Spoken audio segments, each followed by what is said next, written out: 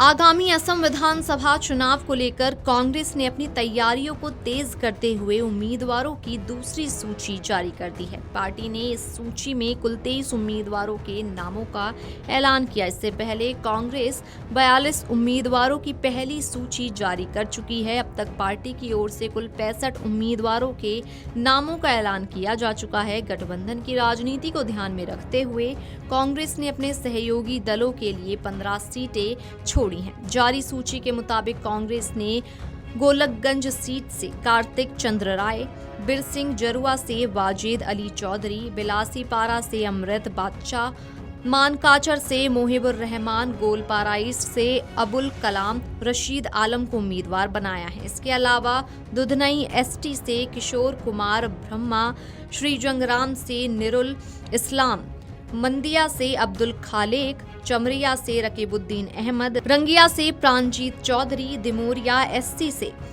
किशोर कुमार बरुआ और न्यू गुवाहाटी से संतानु बोरा को टिकट दिया गया है। वहीं असम में इस साल विधानसभा चुनाव होने वाले हैं। इससे पहले ही राजनीतिक पार्टियों ने चुनावी रण में अपनी अपनी तैयारी कर दी है। इसी क्रम में आज आम आदमी पार्टी ने असम में होने वाले विधानसभा चुनाव के लिए अपनी पहली उम्मीदवारों की सूची जारी कर दी है।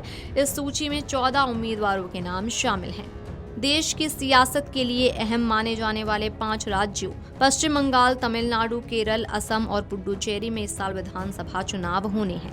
इसके लिए आज यानी रविवार को निर्वाचन आयोग चुनाव की तारीखों का ऐलान कर सकता है। इन राज्यों की विधानसभा का कार्यकाल मई और जून में समाप्त हो रहा है। इसी बात को मद्देनजर रखते हुए चुनाव आयोग आज शाम 4 बजे प्रेस कॉन्फ्रेंस करेगा। इस दौरान आयोग संभवतः उन राज्यों के चुनाव कार्यक्रम और तारीखों की घोषणा करेगा जहां इस साल विधानसभा चुनाव होने हैं। आयोग को ये घोषणा राजनीतिक दलों और मतदाताओं के लिए महत्वपूर्ण होगी, क्योंकि इससे पता चलेगा कि चुनाव कब और कैसे संपन्न होंगे। चुनाव आयोग की प्रेस कॉन्फ्रेंस में इन राज्यों में होने वाले चुनावों का पूरा कार्यक्रम बताया जाएगा। ये चुनाव न केवल इन राज्यों के लिए बल्कि अगले साल होने वाले राष्ट्रीय चुनाव के लिहाज से भी बहुत महत्वपूर्ण माने जा रहे हैं। ध्यान देने वाली बात यह है कि चुनाव आयोग का ये ऐलान प्रधानमंत्री नरेंद्र मोदी के कोलकाता रैली के एक दिन बाद आ रहा है, जिसमें उन्होंने राज्य में चल रहे एसआईआर अभियान के दौरान कथित रूप से अवैध प्रवासियों की सुरक्षा के प्रयासों के लिए सत्ताधारी तृणमूल कांग्रेस टीएमसी पर आरोप लगाए थे। वहीं विपक्षी दलों ने चुनाव आयोग के अध्यक्ष को एसआईआर के दौरान पक्षपाती कार्रवाई का आरोप लगाते हुए महाभियोग प्रस्ताव संसद में पेश किया था। गौरतलब है कि आयोग ने जून 2025 से 11 राज्यों और 3 केंद्र शासित प्रदेशों में एसआईआर अभियान चलाया था, जिसमें सभी मतदाताओं को फॉर्म जमा करना पड़ा और कुछ को अपनी नागरिकता साबित करने के लिए दस्तावेज प्रस्तुत करने पड़े। इस प्रक्रिया में पश्चिम बंगाल, तमिलनाडु, केरल, पुडुचेरी शामिल हैं। असम को राष्ट्रीय स्तर पर शामिल नहीं किया गया क्योंकि वहां का राष्ट्रीय नागरिक रजिस्टर यानी कि NRC अभी प्रकाशित नहीं हुआ है। Video desk amarujala.com।